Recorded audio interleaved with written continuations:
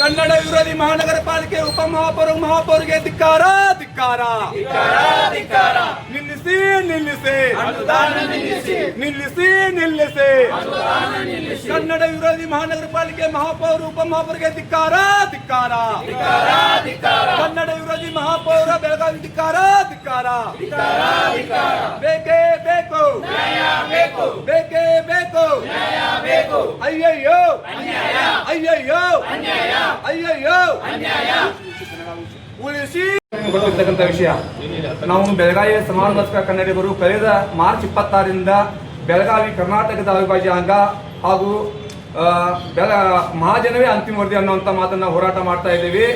ಬೆಳಗಾವಿ ಮಹಾನಗರ ಪಾಲಿಕೆಯಲ್ಲಿ 35 ಜನ ಕನ್ನಡಿಗರ ಆಡಳಿತ ಇದೆ ಮತ್ತು ಕನ್ನಡದ ಮಹಾಪೌರ ಉಪಮಹಾಪೌರ ಇದ್ದರಿಂದ ಬೆಳಗಾವಿ ಇವತ್ತು ಕರ್ನಾಟಕದ ಅವಿಭಾಜ್ಯ ಅಂಗ ಅಂತೇಳಿ ಒಂದು ಲೈನ್ ಗೊತ್ತುವಳಿ ಮಾಡ್ಬೇಕಂತ ನಾವು ಕೆಲವು 3-4 ತಿಂಗಳ ಹೋರಾಟ ಮಾಡ್ತಾ ಇದ್ದೇವೆ.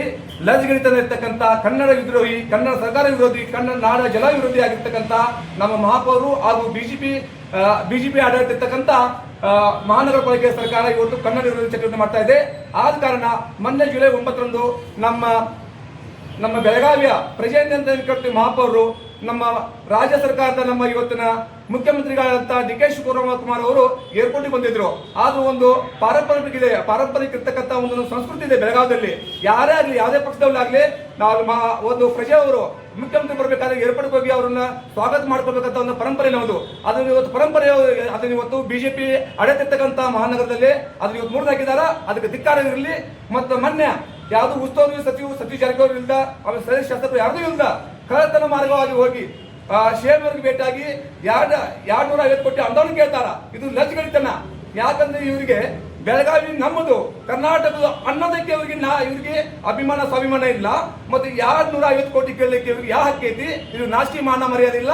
ಇವರು 250 ಕೋಟಿ ಅನುದಾನ ಬೇಕಾದ್ರೆ ಮಾಡಿಸ್ಕೋಗ್ಲಿ ಹೋಗ್ಲಿ ಇವರು, ನಾವು ರಾಜ್ಯವನ್ನು ಬಿಟ್ಟು ಅನ್ನುವಂಥ ಮಾತು ಹೇಳ್ತಾ ಇದ್ದೀನಿ.